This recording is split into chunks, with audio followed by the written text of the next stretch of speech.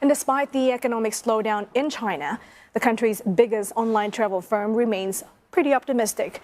Jane Sun, the CEO, points to Trip.com's eightfold on-year increase in outbound travel during China's National Day holiday, beating pre-COVID levels. CNA's Roland Lim caught up with her. We have seen very strong recovery for Trip.com platform. The number far exceeded 2019 level, and compared to last year, it's 3-digit growth for all business lines. It's way above 2019 level. That means the pent-up demand is very strong. However, on the supply side, we still have two major hurdles. The first one is the visa application can take quite long. For example, in Schengen visa in Europe, it takes anywhere between 2 to 6 months, which is too long for a lot of customers. The second hurdle is the plane capacity in some regions have not fully recovered. However, in Middle East, for example, it's doing very well. They offer visa upon arrival or free visa for Chinese tourists. They also double the plane capacity. So we are bringing lots of customers to Middle East. Thailand just gave 5 months free visa to Chinese consumers. So all these factors combined really give a very strong signal to attract Chinese customers. Singapore is also doing very well. The plane capacity recovered more than 50%.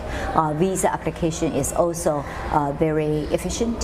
For ASEAN economies, I think the return of Chinese tourists and the China Plus One strategy, those are like two of the positives for economic growth next year. Are you just as positive? We're very positive because after COVID, people treasure wellness, the ability to travel more. So if you look at our travel platform, wellness products are selling very well.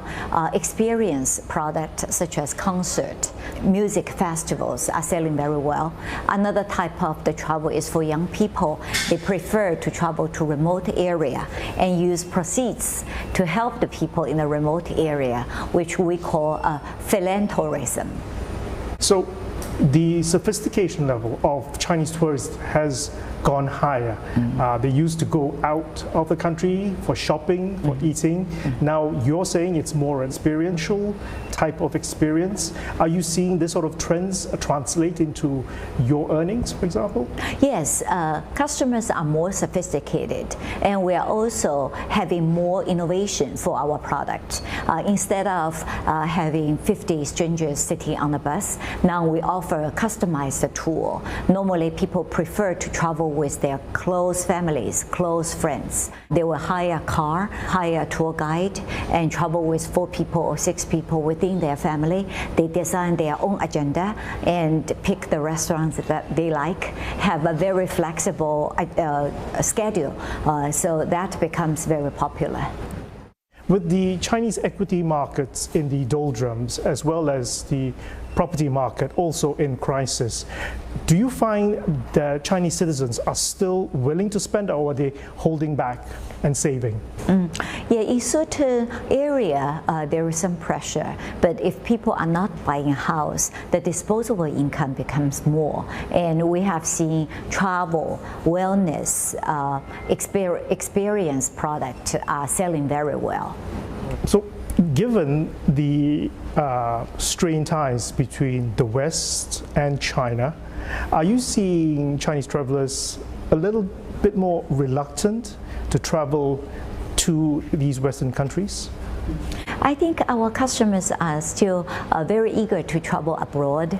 The top destinations includes Singapore, Thailand, Malaysia, and Europe, as well as Australia and New Zealand. China is very big, and the buying power from Chinese consumers is very strong.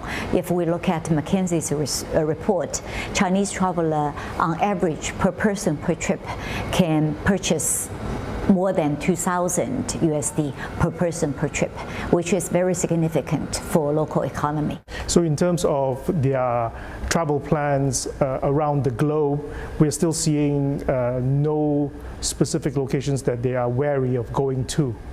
Not really. I think people probably will try to avoid the area which has wars, but other than that, China is so big. We have 1.4 billion people. If you add 1 million to any destination, that's a lot of opportunity, lots of buying power, which will create lots of job opportunities as well. You've also just launched your first vertical large-scale model that's powered by artificial intelligence. How much are you spending on this AI rollout, and how is that paying off for you in terms of your bottom line? Yeah, we have seen great potential for AI applications on our platform, mainly in 4 areas. The first one is the user interface. Based on our AI platform, we can use voice-activated inquiries and target at customers' needs much better. The second one is content generation becomes more efficient.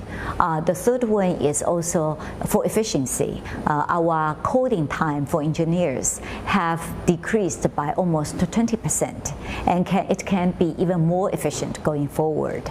And lastly is for customer service level. The bot will be able to identify and understand customers' inquiry much better. We invest quite a lot. Our engineers focus quite a lot on how we can use AI to improve the efficiency, but I think the money we increase on AI investment will be offset by the savings we achieve.